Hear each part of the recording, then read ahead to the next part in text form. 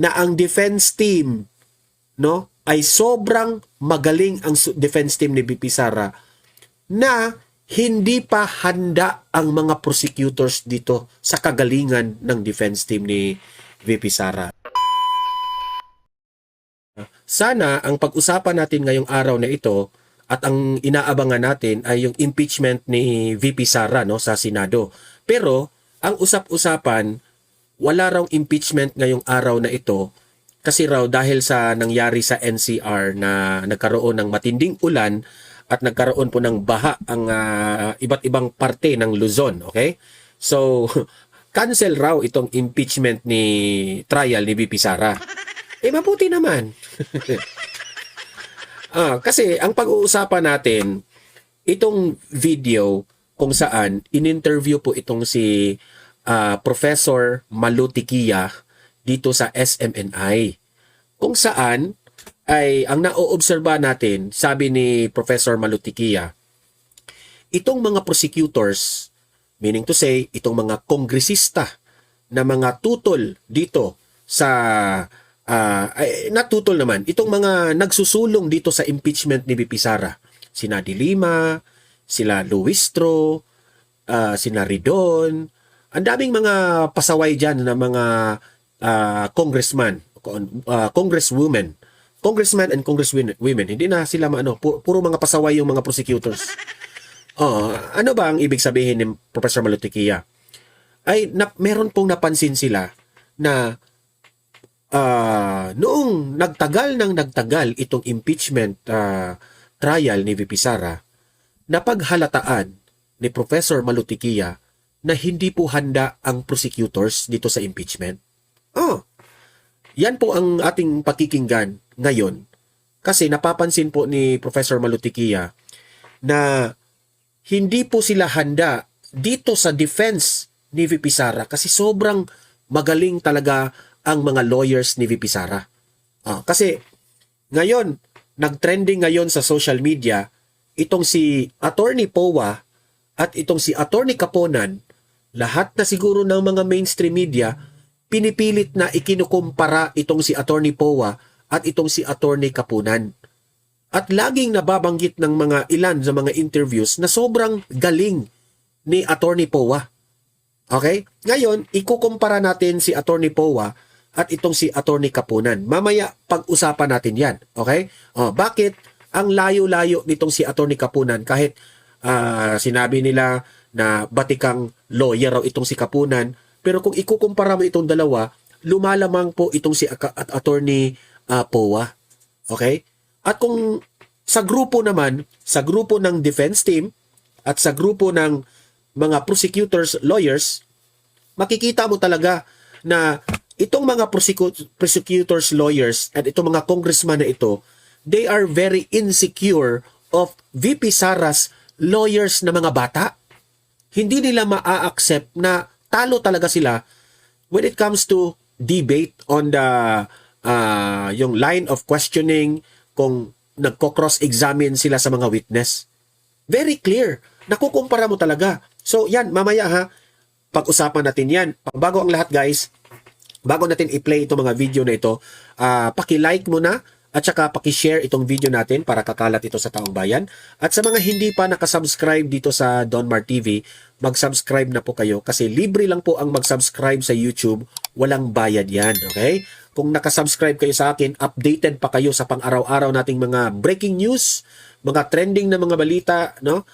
So, kaya subscribe na kayo dito sa Donmar TV, okay? So, heto, unahin muna natin itong si Professor Malutikia, kung saan ine-emphasize po ni Professor Malutikia gaano po hindi handa ang mga prosecutors, sina De Lima, sina Luistro. Talo sila sa defense team ni VP Sara. Ito po, panoorin natin at magre-react tayo. Papasalamat kay Senator Ping Lacson kasi tinumbok niya yung pinaka-importante. May security clearance ka ba? Kasi klarado na kailangan may security clearance ka dahil confidential fund eh. How do you appreciate the information that you will get? Considering paper audit lang ang ginagawa, kung wala kang security clearance, may interpret mo siya na iba. Opo. Dito muna tayo sa pagtatanong naman. kasi ang punan ng iba, masyadong hype itong si Attorney Kapunan. Well, matagal na siyang naging personality compare kay Attorney Powa, kinumpara siya kay Attorney Powa na sinasabing mabait masyado si Attorney Powa. Kasi kung pagbabatayin natin yung mga abogado ng depensa, ng prosekusyon, nakikita natin yung kanilang mga personalidad po, Prof, no? Yung sa mga una. Meron ba nakita kayong advantage o disadvantages? Parang nakasama ba ito sa prosecute? Kasi kinukumpara ngayon itong si Attorney Powa at itong si Attorney Kapunan. Napapansin ko kay Attorney Kapunan, she is very insecure kay Attorney Powa. Kasi si Attorney Powa, very gentleman, bata, tapos matalino. Itong si Attorney Kapunan, siguro mabait, siguro magaling siguro siya sa panahon niya, pero kung pagbabasihan po natin ang impeachment ngayon, si Attorney Kapunan pasaway. Sorry ha, sa mga dilawan at sa mga loyalista, si Attorney Kapunan sablay.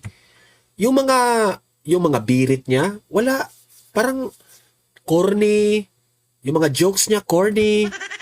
Ang dilim. Corny. Pasensya na ha, pero ano talaga, kung ikukumpara mo si Attorney Kapunan at si Attorney Powa, dito mo ang layo eh. Makikita mo si Attorney Powa, talagang naka-follow po sa batas, sa legality, no, ng pinag-uusapan. Tapos very humble, tapos ano pa siya, very gentleman, tapos very professional, no, sa kapwa niya, the opposition niya, yung kadibati niya, very talaga. Every time na sabihin niya, with all due respect, kay ganun, ganyan, hindi ka talaga magtatanim ng galit kay Attorney Powa kasi sobrang bait niya. Pero kung ikukumpara mo dito kay Attorney Kapunan, she's doing the opposite. Kung ano ang nakikita mong maganda na asal dito kay Attorney Powa, ito naman si Attorney Kapunan, ang the opposite side. The opposite side. Lahat na siguro, sa mukha pa lang, pasensya na ha, kung sa mukha pa lang ni Attorney Kapunan, kontrabida. Kontrabida talaga. Tapos, nagtataray, nagpapatawa na hindi naman nakakatawa. Naku po, ewan ko na lang, pero napapansin yan ng taong bayan ha. Tutor na masyadong hype kumpara dito sa mabait na klase ng abogado pero matinik din na si Powa. klase, lalo na dun sa mga pagtatanong po, Prof. Admar, maganda yung tanong mo, no? Siguro, puntahan natin, bakit ang pinili ni Vice Presidente ang mga bata, no? Compared dun sa private prosecutors na talaga mga veterano, no? Makikita mo dun sa grupo ng defense, makikita mo yung ibang atake nila, hindi traditional, no? Pero makikita mo on their own, kulang siguro sila ng number of years of experience, pero hindi mo maisasatabi yung academic accomplishment at saka yung number of years rin sa trial work, no? So, maganda yung balanse. Siguro mas technical dahil talagang pinupuntohan niya bawat pahina, bawat assertions, bawat stipulations, talagang tinitingnan nila. Kasi nga, again, nung nagsimula tayo, di ba, ang sinasabi, ang burden of proof nasa prosecution, hindi nasa defense. At makikita mo, kaya sila marahil ganun ka-technical. Maganda na rin yung ginawa na pagpapaliwanag after every trial date para maintindihan ng taong bayan. Yun nga lang, masyado pa rin technical. Yung kay Attorney Kapunan, talagang showboat. Talagang yung mga side comments niya, usually yun ang Actually, hindi talaga sila handa. Sabi ko nga, mas maganda tapusin na lang itong impeachment na ito kasi nagsasayang lang tayo ng pera. Kasi as time goes by, no, trial tayo ng trial, napaghalataan natin na talaga itong mga prosecutors na ito nagbibintang ni BP Sara dahil pinupolitika si BP Sara. Yan ang katotohanan. Una tayong magbulahan, di ba? Yung mga grabe, hindi na talaga nila ni isang katiting, wala silang na-proof o na-prove ni VP Sara na may ginawang illegal si VP Sara. Yun ang katotohanan. Nako-cover, di ba? Yung sinabi niyang gusto niyang umupo, yung gusto niyang umuwi na dahil manunood pa siya ng isang what do you call this? Isang Palabas sa show. sine. Oo, di ba? At saka yung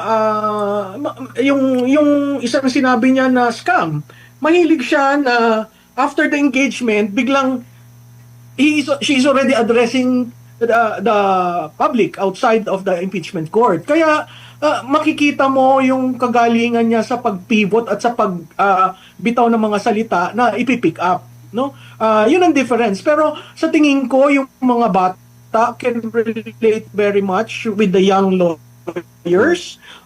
Very sharp. Nakita natin ngayon kung umpisa nandun si Attorney Sison, si Attorney Powa, si Attorney Isa pa yan ha, si Attorney Sison. Hindi pa nga yan nagsasalita si Attorney Sison kasi ang laging nagsasalita si Attorney Powa. How much more kung magsasalita pa itong si Attorney Sheila Sison? Durog na do. Kasi ang ipinagmamayabang dito sa mga prosecutors, itong si Attorney Kapunan. Hala, nakakatakot ito si Attorney Kapunan kasi istrikta tapos magaling ito, magaling. Napansin natin, hindi naman magaling eh. Mahilig lang siyang magmura. Gimmick niya. Si Attorney Sheila, di ba? Hindi pa nga nagsasalita si Attorney Sheila.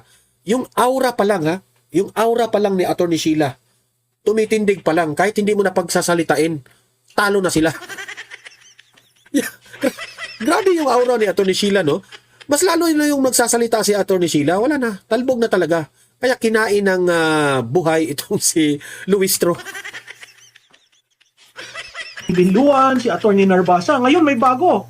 Yung si Attorney Ferrer ba yan? Christine Ferrer.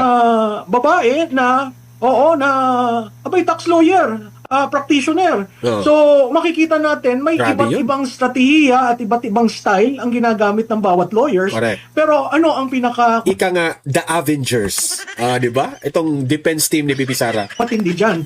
Hindi natin nakikita ang public prosecutors na nagsasalita. 'Di ba? Bakit parating private prosecutors ang inyong inaalaw? 'Di ba? Yun yung sa akin kasi wala namang civil case yaan. Hindi naman impeachment 'yan. So bakit sumasali at binibigyan ng malaking spotlight ang private prosecutors? Correct. Dahil hindi ba kaya ng public prosecutors to engage?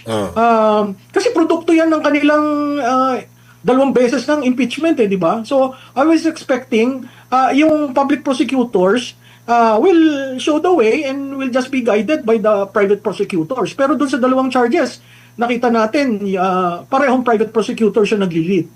So, halatang halata guys ha. In my conclusion, ako ito yung aking opinion. Nagsasayang lang ng pera ang bansa, ang administrasyon. Bangag eh. Bangag kasi eh. Alam nyo, kung ako, hindi na natin itutuloy itong impeachment na ito. Nagsasayang lang tayo ng pera.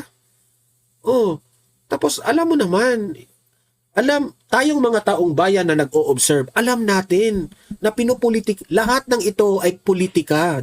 Nagkaroon po ng impeachment dahil politika. Hawak ngayon ni BBM ang lahat ng gobyerno, ng ahensya ng gobyerno. Mantakin nyo, si VP Sara pa yung pinapa-impeach nila. Tapos yung kay Bongbong Marcos, hindi natuloy. Ganyan po ka-biased ang gobyerno natin when it comes to VP Sara. Okay, so dito napatunayan sa interview ni Professor Malutikia na ang defense team ay sobrang magaling ang defense team ni VP Sara na hindi pa handa ang mga prosecutors dito sa kagalingan ng defense team ni VP Sara. Yan po ang aking conclusion dyan. Okay? Moving forward with the next topic natin. Dito naman tayo kay Vince Dizon. Okay? Kung saan, daldal lang ng daldal itong si Vince Dizon, wala namang napatunayan. Daldal ka ng daldal, mura ka ng mura, baha pa rin ng baha. Samuel Ay, Medina, nako. Business Mayor.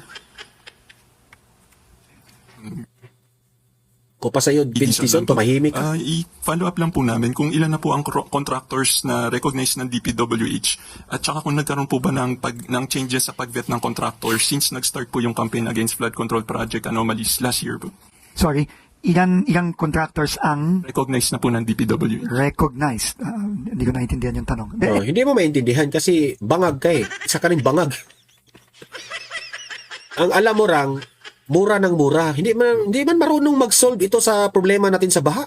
Anyway, bottom line Epal is, rin eh. if you are a contractor na may kaso, like the SunWest, etc., the Diskaya Group, o wala kang lisensya, blacklisted ka na. Hindi ka na makakapag-participate. For all other contractors, as long as... Alam niyo, sa totoo lang, sa panahon po ni, Tatay Digong, sekretary rin ito eh. Okay? Ang kagandahan noon, kasi, ina-assign siya ni former President Duterte sa expertise niya. Eh ngayon, si BBM, ginamit niya ito dito sa DPWH. Alam naman natin, siya ang pumalit kay Bunuan. Kaya hindi nagtagumpay ang flood control hanggang ngayon kasi hindi siya expert dyan eh. Kasi kung si Tatay Digong lang or si BP Sara lang ang presidente natin sa Pilipinas, hindi ito marunong. Siguro magaling ito sa ibang bagay nung hinandol niya noon. Pero ngayon, wala siyang alam dyan sa flood control. Ang alam lang niya, magmura. Ang alam lang niya, magpa-epal sa camera, magmura-mura dito, mura dito, na para ipakita sa taong bayan na nagtatrabaho siya, pero wala naman siyang alam. Kaya nga, importante na meron tayong magaling na leader na marunong kung sino yung i-assign bagay doon sa, like for example, DPWH. Dapat ang ilagay dyan na mga magagaling na alam kung paano i-resolba itong mga baha na ito, kung ano ang problema, ano ang ugat sa baha, saan nagsimula. Ito wala itong alam eh. Inspection lang, alam lang nito, mag-inspeksyon ng mag-inspeksyon. Doon sa Davao. Davao pa ang in-inspeksyon. Ay, nako. Legitimate ka, kumpleto ka ng papeles, pwede ka mag-participate. So, let's just be clear about that. Now, for the contractors that are currently being investigated, lahat po yan ay nasa Office of... Si BBM naman, wala naman siyang alam.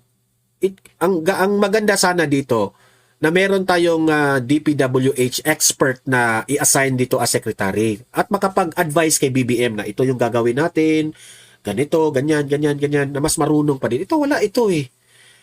Inspection, siguro magaling. Okay?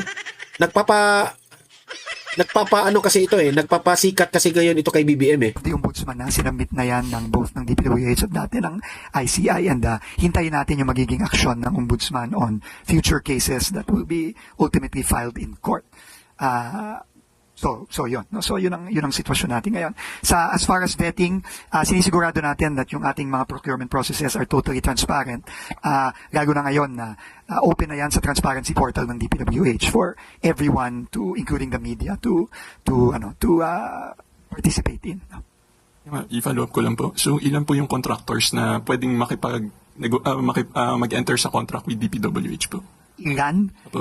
Marami yan. I cannot give you a number. No? I cannot give you a number. All legitimate contractors, lahat ng may lisensya, lahat ng basta hindi blacklisted, basta walang kaso, pwedeng mag-participate. So, alam sasagutin natin yung tanong ng media ha, na ilan na ba ang mga contractors na pasado, ilan na ba ang contractors na mga blacklisted, ganun sila ha. Yun ang problema nila. Ako, ang problema ko, leader. Okay? Kahit sinong kontraktor pa ang i-assign nyo dyan, kung ang leader palpak lahat yan. Palpak lahat yan. Yan ang totoo. Kasi kung magaling ka na leader, kahit sinong kontraktor na i-assign mo dyan, bantayan mo yan. Bantayan mo kung tama ba yung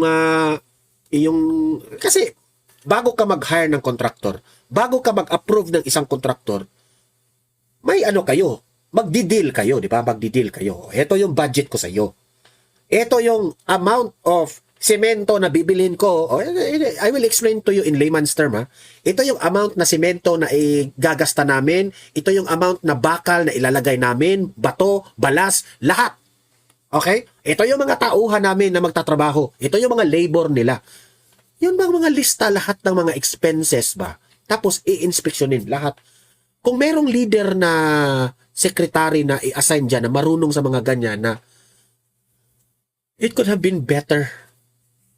Kasi kung weak ang isang leader, ang mga kontraktor rin, mangungurakot yan. Oh, totoo. Maraming mga magagaling na mga kontraktor. Halos nga siguro lahat ng kontraktor magaling eh. Kung magaling ang isang kontraktor, magaling rin yan sa korupsyon. Kasi alam na nila yung laro eh. Okay? Yan ang ibig kong sabihin. Kaya kailangan natin ng magaling na leader para mabantayan kung tama ba ang pagtatrabaho nila. Kagaya lang yan ng all walks of life. Kahit anong trabaho mo, mapa-janitor ka man, nagtatrabaho ka man sa bangko o call center, lahat. Kung example, janitor. Bakit hindi malinis ang building na ito? Kasi ang head janitor, wala man. Hindi man nagmo-monitor sa mga ilalim niya. Example lang yun. Di ba? Mga call centers, nagtataka yung client ninyo na bakit ang inyong mga kliyente nagrereklamo na. Kasi yung mga agents ninyo, wala na, hindi na sumusunod sa mga ninyo, mga protocols ninyo, kung ano man ang inyong mga ginagawa, kasi yung mga managers rin nila, walang pakialam. Bobo rin at tanga. So it all boils down sa leadership. Hindi yan sa kontraktor. Kung sasabihin nyo, ang i-blame ninyo dyan sa mga kapalpakan ng flood control, mga contractors, mga hindi. Nasa leader yan. Hindi nyo na-monitor ng sapat. Kasi ang inuuna ninyo pera. Kapag naibulsa ninyo ang pera, bahala na yung project. Yan ang katotohanan. Magprangkahan tayo. I will try to get you a number, but marami-rami yan. No? Follow-up na lang po. Kahapon po nag-issue ng statement si Sec Salceda. Na-mention po niya na nagkaroon ng tightening ng bank credit for legitimate contractors. Ano po kaya yung naging cause kung bakit nagkaroon ng tightening ng bank credit sa mga legitimate contractors po? I think there's a tightening simply because nag-tighten din tayo sa pagbabayad sa mga kontratista. Lalo na yung mga, hindi tayo sigurado kung tapos yung proyekto. Unlike before na alam na naman. Kung ito lang ang DPWH, no? Wala talaga. Expect na lang kayo na ang baha hanggang 2028 na yan, ha? Expect na lang kayo na magbabago.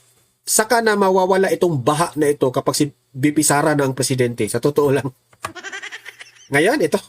Natin yung nangyari, kahit na hindi tapos yung proyekto, kahit na hindi maayos, binabayaran. So, I think that is the primary reason for that. But we will not sacrifice ensuring that projects are properly implemented before we make payment. So that is just my suspicion, but I don't know what the actual reason for the. You'll have to ask the banks what the reasons are for that. Last na lang po. May mga proposal po na na-mention si Sec Salceda po doon sa statement niya kahapon para raw po ma-provide ng parang financing yung mga contractors para hindi na raw po sila magkaroon ng problema sa pag-implement ng mga infrastructure projects. In-approve po kaya ni President Marcos yung mga proposals niya? Hindi ko alam. You will have to ask Secretary Salceda. Thank you. Sunod na tanong mula kay Harry Balbuena, ABC 13. Hi, Sec Vince. Sec, you reported to us earlier yung ilang streets po sa Metro Manila na dati ay lubang binaba pero ngayon po ay mas mabilis na yung paghupa ng baha. How about, sir, sa provinces natin or countryside? May mga ganito rin bang developments? Like yung Maharlika Highway natin na kaka-undergo lang ng rehabilitation? Doon sa mga areas na inaayos natin, merong mga improvements. Pero syempre, technically, kakaumpisa pa lang natin dito eh. No? I mean, we started. Yan ang problema ninyo. Maglilimang taon na si BBM, pero ang sabi nyo, kakaumpisa pa lang. Tignan nyo, ha? May inaayos raw sila, pero kakaumpisa pa nila. 5 years na kayong naging presidente itong si BBM, hindi pala hanggang ngayon, kakaumpisa pa lang. Wow!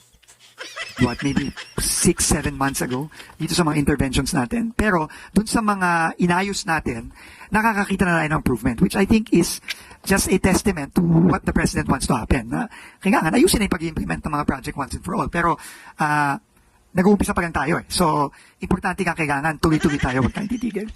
Nag-umpisa pa. May Okay. timeline kaya tayo, sir, sorry. Alam kong madami po yung projects natin, pero may timeline kaya tayo. Masasabi natin na hindi na ganong kalala yung maranasan Ako, all over the ako country. magsabi ng ganyan. Hindi yan No, hindi ka makapagsabi kasi wala ka talagang alam. hindi yan madaling sabihin kung kailan natin masosolve yung baha sa buong Pilipinas. No? We will have to go project per Wala talaga. Wala na tayong pag-asa dito. Wala na tayong pag-asa dito. Yun talaga. project, LGU per LGU, province per province. That is what we have to do. And there's no overnight solution here. Dekada na itong problemang to na Hindi sir, wag kang magrason ng dekada-dekadang problema. Kung hindi ka talaga marunong, hindi ka marunong. hindi maayos yung paggagawa ng mga proyektong to. So, this will take time. Pero kailangan nga tuloy-tuloy at consistent tayo. Wala. Alam nyo, no? Sorry to tell you, but this is the reality, no? Sa ngayon na si BBM ang presidente, huwag na lang kayong mag-expect na ma-solve itong problema sa baha. Hintay na lang tayo sa 2028. VP Sara. Tingnan nyo ang Davao. I don't wanna explain much more, pero ito na, palpak ang administrasyon.